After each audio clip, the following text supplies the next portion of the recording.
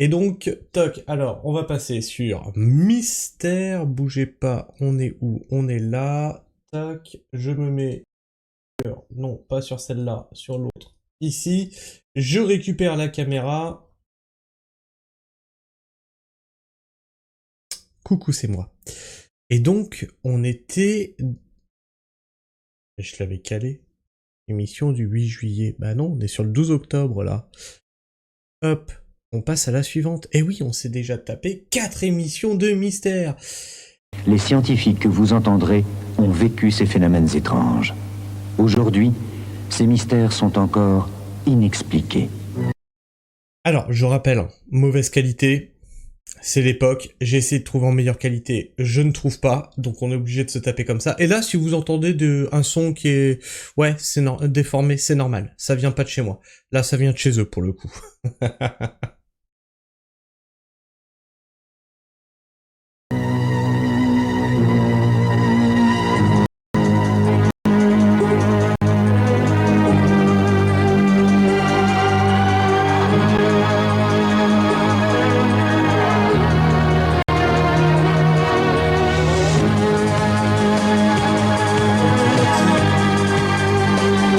Tu rajoutes pas de lag par-dessus, hein.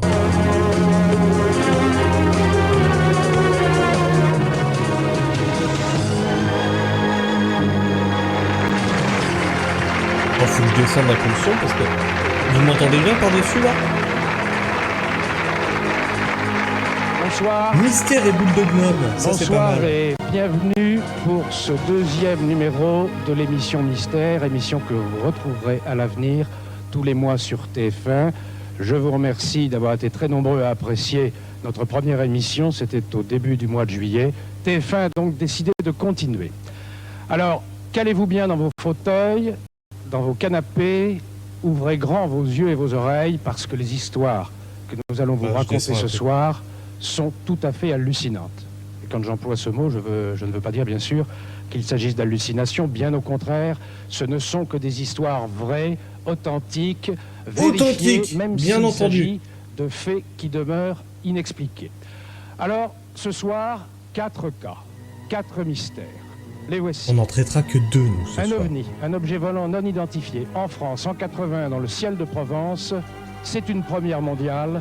C'est une affaire d'ovni qui laisse toute la communauté scientifique internationale très très perplexe. Deuxièmement, un certain nombre de voyages aux portes de la mort. Tous ceux qui ont fait ce voyage racontent la même expérience. Qu'y avait-il au bout de ce tunnel? Où sont-ils allés? Mystère. Troisièmement, nous nous détendrons un Ah mais troisièmement, on s'en fout, ça sera pour la prochaine fois. Bah on va regarder quand même. Hein. peu avec une chasse au trésor. Nous rejoindrons Authentique à quel les niveau? chasseurs de Bah trésors au qui, niveau depuis du témoignage. des dizaines d'années, cherchent à retrouver l'origine des milliards du fameux abbé Saunière, l'abbé de Rennes-le-Château, qui est mort en emportant son secret dans la tombe. Enfin, quatrième et dernier mystère, le destin absolument exemplaire, fabuleux, de Marthe Robin. Marthe Robin, la stigmatisée de la Drôme, une sainte déjà pour certains. Ah, je m'en rappelle de ce Marthe truc-là. Robin qui a Ça m'avait passé foutu les boules, 50 ans de ce sa machin. vie sans manger, sans boire, ni dormir. Voilà donc les 4... La meuf a réussi à survivre sans manger, sans boire, sans dormir. Bien entendu.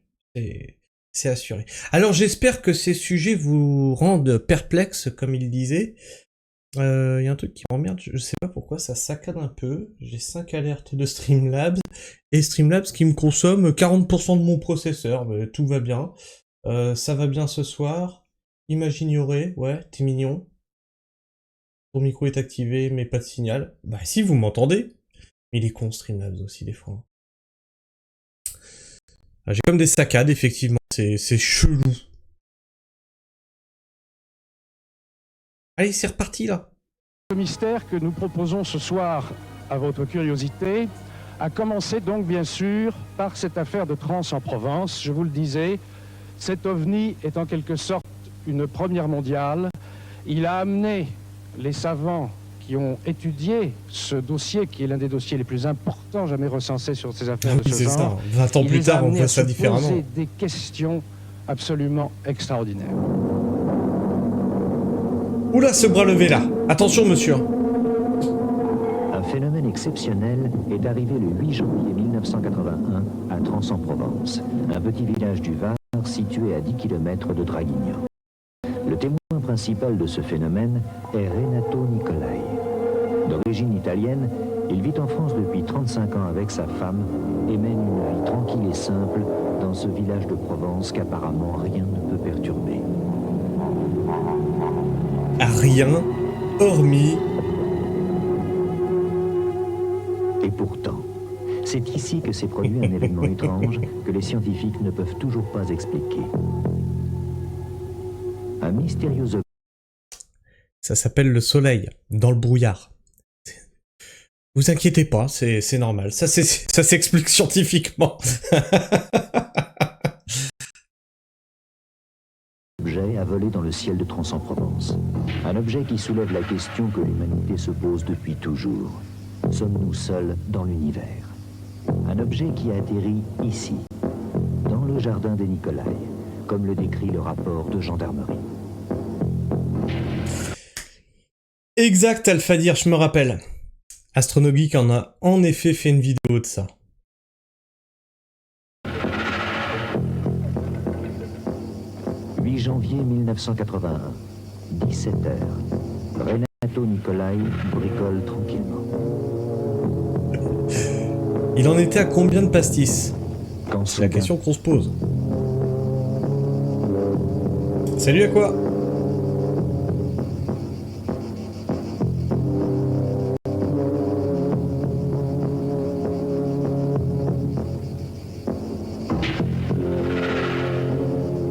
Ah mais si en plus, moi j'ai des frises, mais si en plus vous-même vous faites des frises sur votre vidéo, forcément vous trollez. Enfoiré. Donc, c'est moi ou ça ressemble à la soucoupe volante de V? Les visiteurs.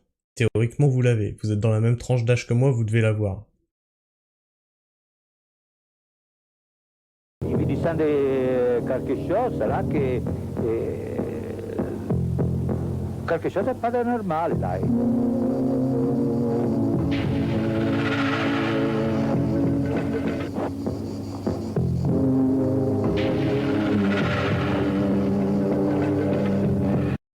Et en fait, c'était un frisbee que le voisin va envoyer. Mais avec les pastis, il a cru que c'était beaucoup plus gros. Simplement un frisbee.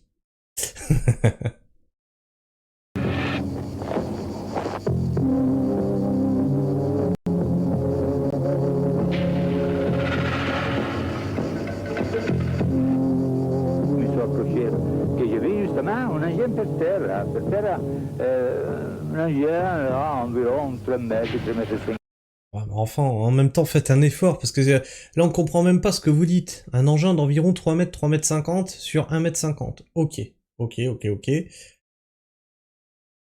là, su 1 mètre 50 d'altura là.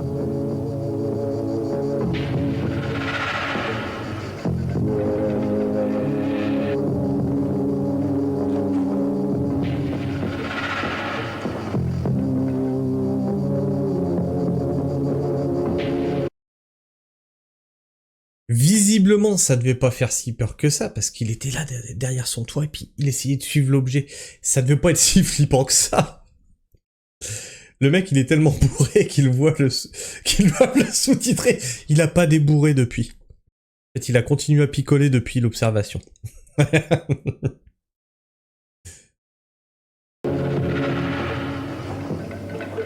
suis allé sur la place là, pour voir exactement que ça pouvait être arrivé.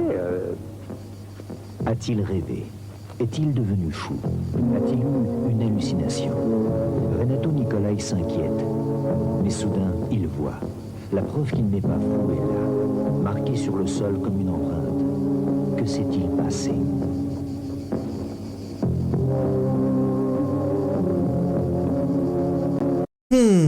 Comme c'est intriguant. Ils ont fait un crop circle dans la Terre. Et là, t'as Sylvain Durif qui arrive. J'ai perçu des places per terra là, un gel de brûlé, qu'il avait ripé un peu. C'est un gel.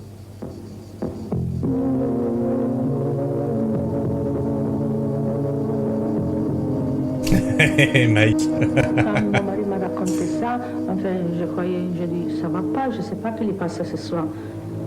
Je le voyais pas bien.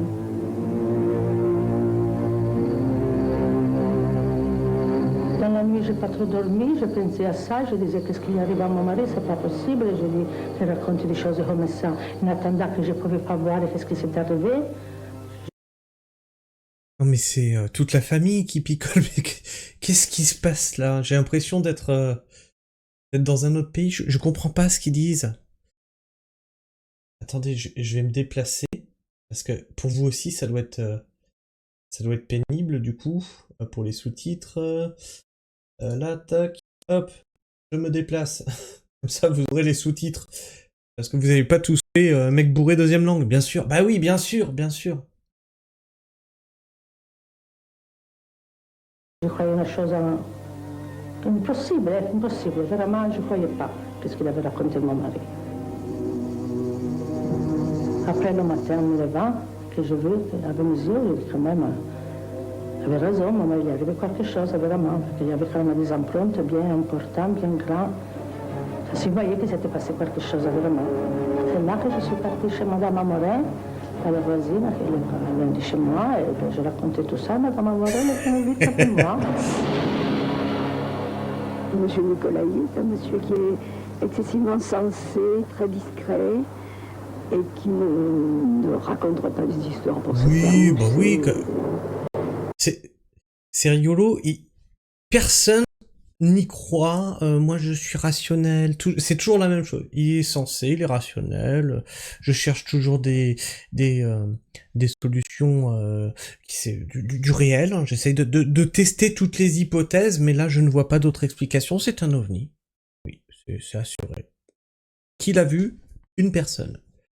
Preuve, témoignage. Ouais, mais il y a quand même quelque chose au sol. Ouais, bon, bah, je sais pas, il a peut-être fait cramer quelque chose à cet endroit-là, on n'en sait rien. C'est pour ça qu'on peut croire ce qu'il dit. Il avait l'air d'avoir un peu peur, d'avoir eu un peu peur de ce qu'il avait vu. Et c'est à ce moment-là que je lui ai demandé s'il voulait que j'appelle les gendarmes, parce que ça me paraissait... Et les gendarmes sont venus, avec 1 kilo de farine. C'était pour voir s'il y avait des traces... Bon, il y a que ceux qui ont vu l'épisode 1 qui auront la ref. Et ils ont fermé la porte après. Normal. Et j'ai téléphoné tout de suite parce qu'on n'avait pas le téléphone. Immédiatement, les gendarmes se sont... Non, on se tape pas les 1h30, on se tape que 2 épisodes. Et après on passe il y a la vérité qui le compte. Centre national d'études spatiales qui doit dresser le premier procès verbal. Et s'il y a lieu, prendre des mesures, des photographies et des échantillons selon des directives très précises. Et on l'attend où après?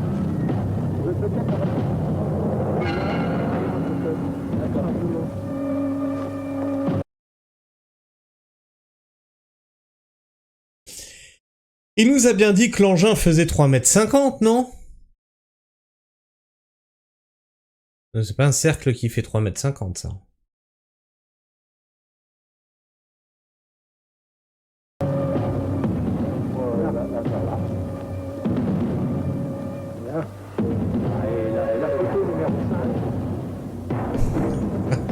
C'est pas faux.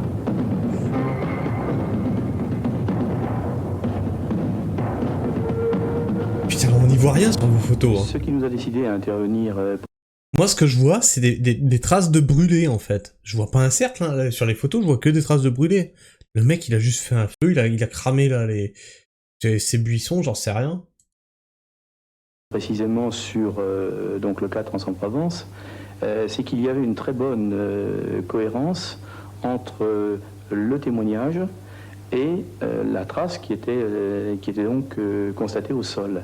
Et les gendarmes, lorsqu'ils ont effectué leur enquête, nous ont confirmé qu'il ne pouvait pas s'agir d'un canular orchestré par l'intéressé, ni même d'un phénomène naturel qui aurait pu être en relation avec, par exemple, un phénomène orageux, puisque nous étions dans une période où le temps était était dans cette région de Provence particulièrement stable.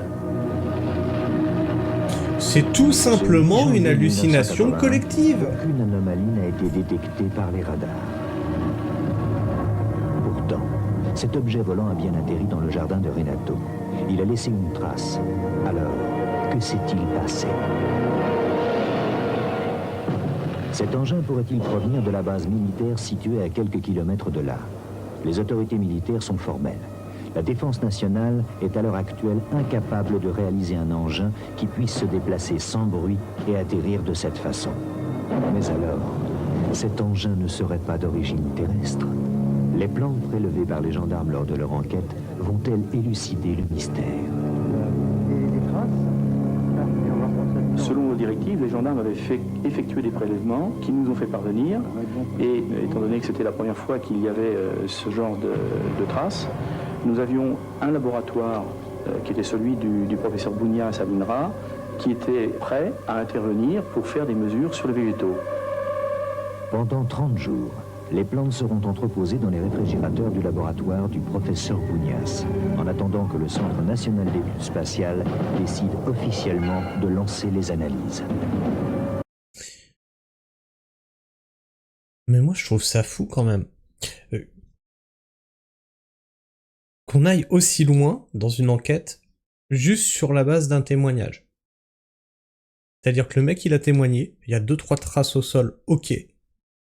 Mais on va quand même vachement loin, on va prendre des végétaux, les étudier, les envoyer à des spécialistes, à des scientifiques. Waouh! Juste sur la base d'un témoignage. C'est... Ah, on a régressé au niveau des gendarmes et de la police de nos jours. C'est-à-dire que là, maintenant, tu viens avec des preuves, avec tout ce qui se passe sur les réseaux, tu dis, tiens, regardez. Ouais, non. Non. Désolé. Ah, on a régressé. Dans les échantillons que m'ont amené les gendarmes, il y avait des feuilles de luzerne sauvage de différents âges qui étaient vertes, qui ont un aspect tout à fait normal, sauf qu'elles avaient été desséchées pendant le transport et la conservation. Le professeur Bounias va constater un phénomène inexplicable, une première scientifique. Les composants chimiques des feuilles prélevées sur la trace sont les mêmes que ceux de la luzerne, mais les proportions sont inversées. Les premiers éléments recueillis au niveau des analyses nous ont montré qu'effectivement il y avait des effets tout à fait particuliers qui ressortaient en ce qui concernait le sol. Et à partir de cet instant, nous voulions approfondir cette affaire et c'est la raison pour laquelle nous avons décidé d'intervenir directement sur les lieux en complément de l'enquête des gendarmes. C'est ainsi que nous nous sommes déplacés sur le site et à ma grande surprise, 30 jours après, l'empreinte était toujours visible sur le sol. Pour la première fois, il y avait une empreinte mécanique.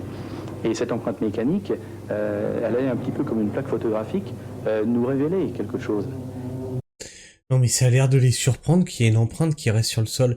Et je viens avec un tractopelle sur ton truc, tu peux être sûr que des mois plus tard, tu vois encore les traces de la chenille. Hein. C'est pas un problème, hein. Les traces, elles restent. Hein. Ah, c'est sûr. Et puis quand il pleut pas comme ça, c'est assuré que ça reste. Hein. Je vais regarder ça plus précisément.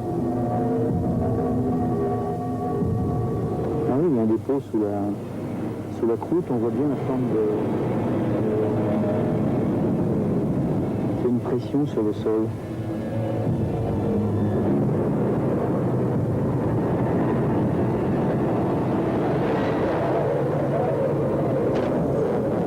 Nous sommes confrontés à un mystère qui est celui d'un objet qui est venu atterrir très précisément dans cet endroit. J'ai une théorie. Encore pour nous, une énigme. On part du principe que le mec était bourré. Il était dans son jardin, en train de transbahuter des trucs. Et du coup, il regardait au ciel, parce qu'il a l'impression de voir un truc, avec sa brouette. Et il a dû faire 50 fois des tours en rond. En fait, c'est la trace de la roue de la brouette qu'on est en train d'analyser, là. Dans la mesure où nous n'avons pas la capacité de pouvoir concevoir et réaliser de tels engins.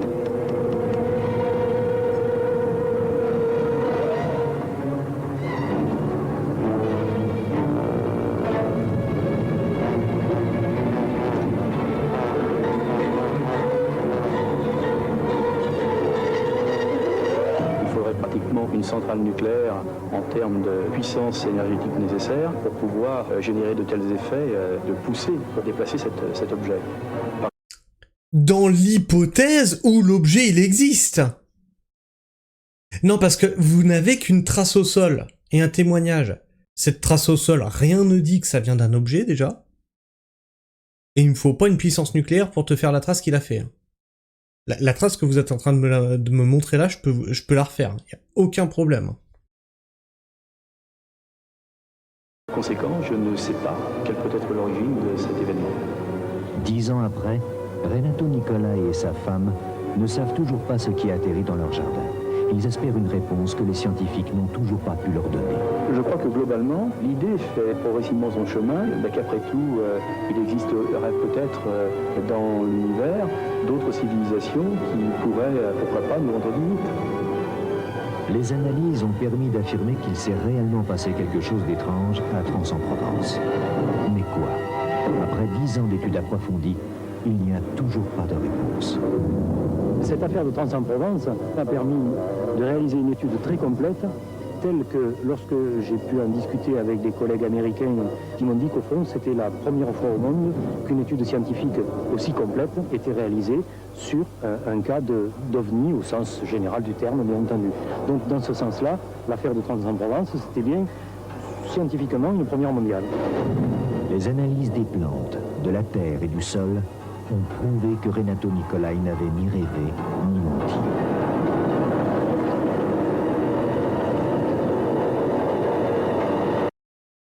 Mais il y a quoi dans ces plantes? C'est tellement mystérieux que vous voulez pas le dire?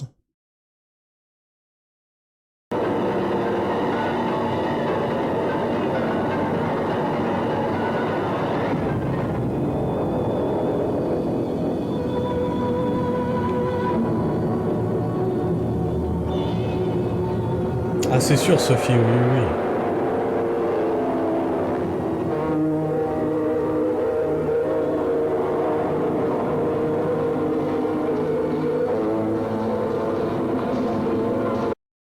Ils sont revenus! Va-t'en! Ils viennent juste pour effacer le rond qu'ils ont mis au sol.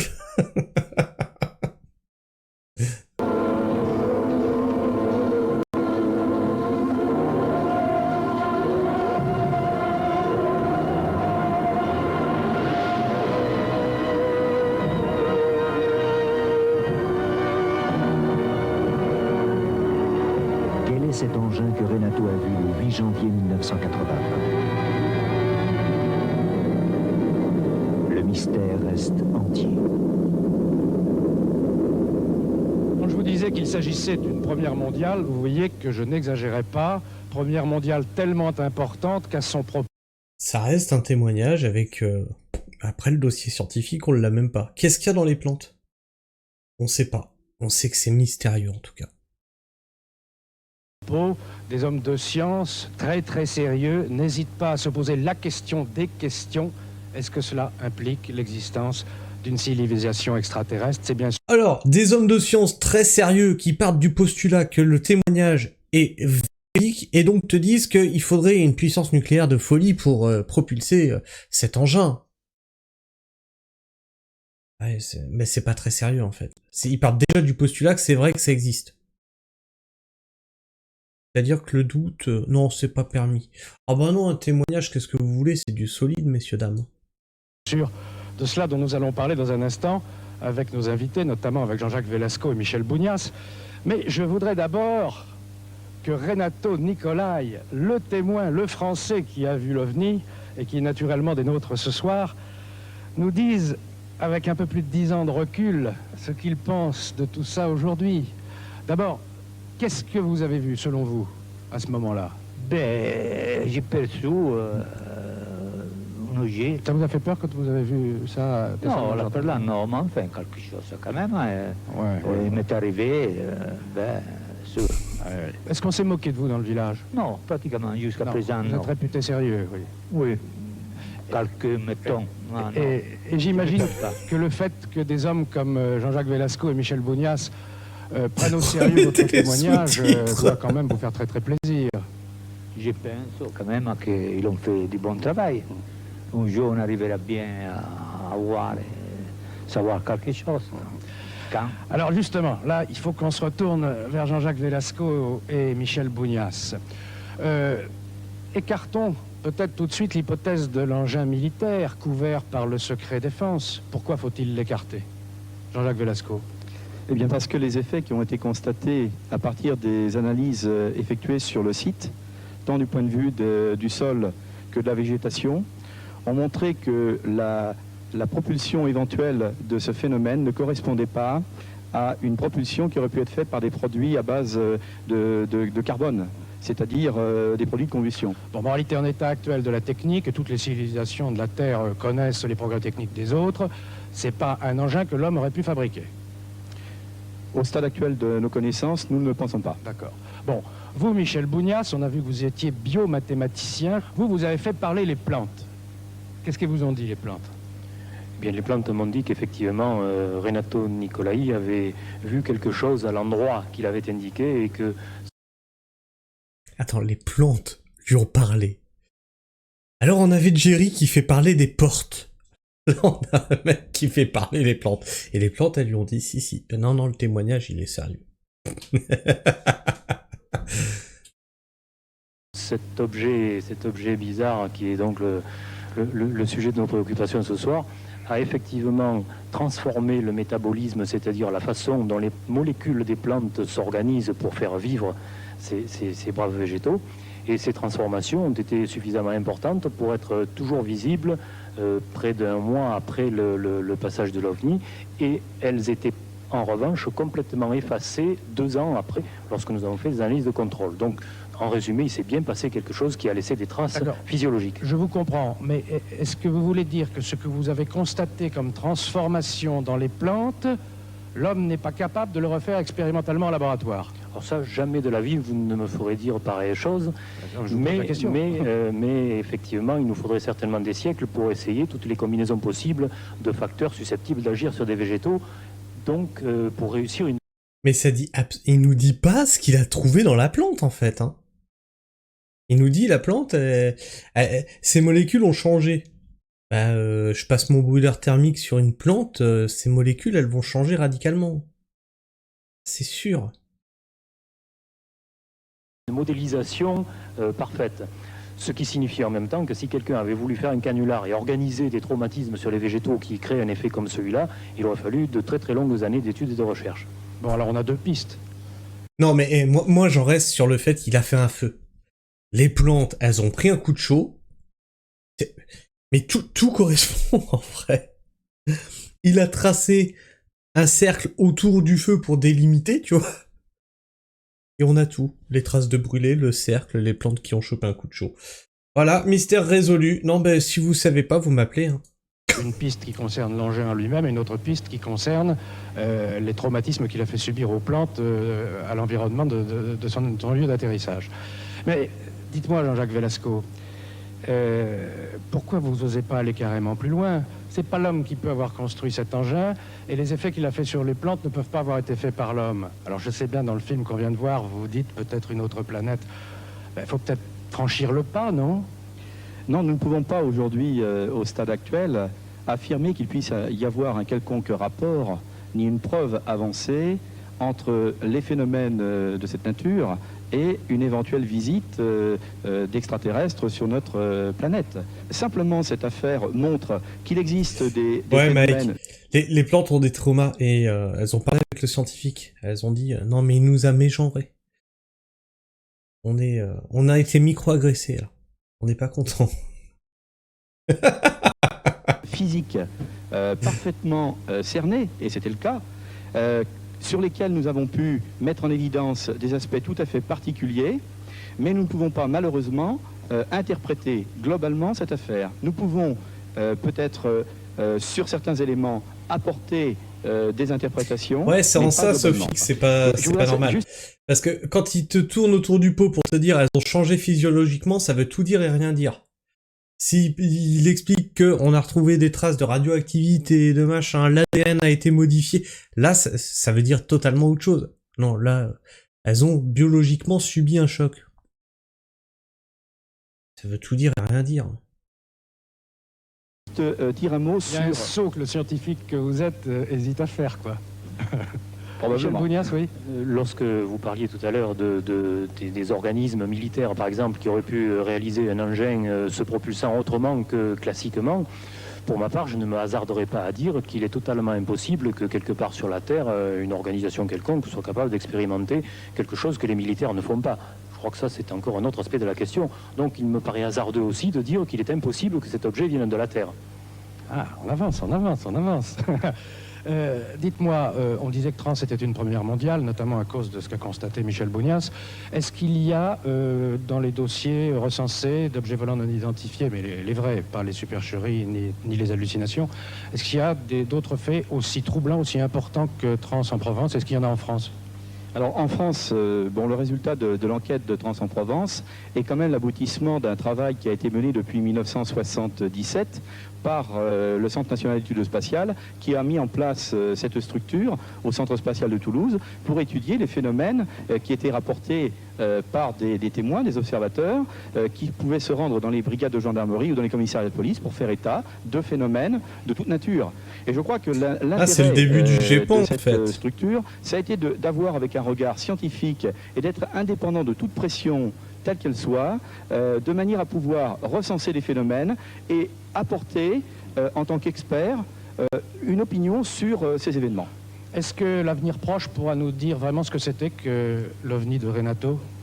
Je pense que si... Ou est-ce que le dossier est refermé? Non, le dossier ne sera pas refermé. Le dossier continue. Je crois que nous avons encore des observations de phénomènes, mais la particularité de celui-ci, c'est qu'il a été investigué avec des méthodes scientifiques et que nous avons pu obtenir des résultats tout à fait particuliers. Maintenant, il existe dans le monde d'autres cas qui peuvent être similaires à celui-là. Malheureusement, il n'a pas été fait le travail qu'il a été fait sur celui-ci. Bon, alors là, je vais me tourner vers un autre... Ah oui, de en nos plus, invités, Sophie. Perry Petrakis, que vous animez... Attends, parce qu'on est en 1992. Ils disent que ça s'est passé il y a 10 ans, donc on est en 1982. Non, c'était pas la guerre froide. Et je dis peut-être des grosses conneries, parce que moi et des dates... 89? Sérieux? C'est si récent que ça? Attends, j'avais 9 piges. T'es sûr? Oui, non, mais d'accord. Oui, non, mais la chute du mur de Berlin, ok. Mais la guerre froide, elle existait déjà plus au mur de Berlin. Dans les années 80, ça faisait longtemps qu'on avait... il y avait plus de tension. Ouais. Ok, d'accord, c'était sur le déclin, ok. Bon, bah, autant pour moi. Moi, quand j'étais petit, il me semblait pas que c'était aussi tendu que ça. Hein. Une association qui s'appelle SOS OVNI. Vous recevez beaucoup d'appels sur vos numéros de téléphone et votre 3615. Ce que je peux vous dire, c'est qu'entre effectivement la Le ligne téléphonique et 3615. le 3615 SOS OVNI, nous avons plusieurs milliers d'appels par an. Maintenant, il ne s'agit pas uniquement, bien entendu, d'observation. Il y a des gens qui souhaitent s'informer de ce qui peut s'observer, de ce qui peut se faire dans ce domaine-là. Et il y a également un certain pourcentage qui est consacré aux observations qui nous sont rapportées. Enfin, de toute façon... Je vais te faire une Macron, Mike. Je ne dirais pas que je suis vieux. Je dirais que j'ai un certain âge. Et cet âge remonte à l'époque de ma naissance. N'est-ce pas, monsieur Velasco? Si vous apercevez un ovni ou vous croyez en voir un, vous pouvez, conformément à la démarche en vigueur depuis le GEPAN même, vous pouvez, bien sûr, appeler les gendarmes qui feront l'enquête si les services de monsieur Velasco le leur demandent. Bien. Eh ben oui, t'as raison, Gaël. Gaël qui nous dit, bah oui, la guerre froide est illustrée par le film Tetris chez le S. Bah oui. Scheisel, hein, t'as le droit de le dire, hein, le nom ici. Hein. Tu seras pas banni, hein. Oui, t'as raison. Tetris, effectivement. Eh ouais.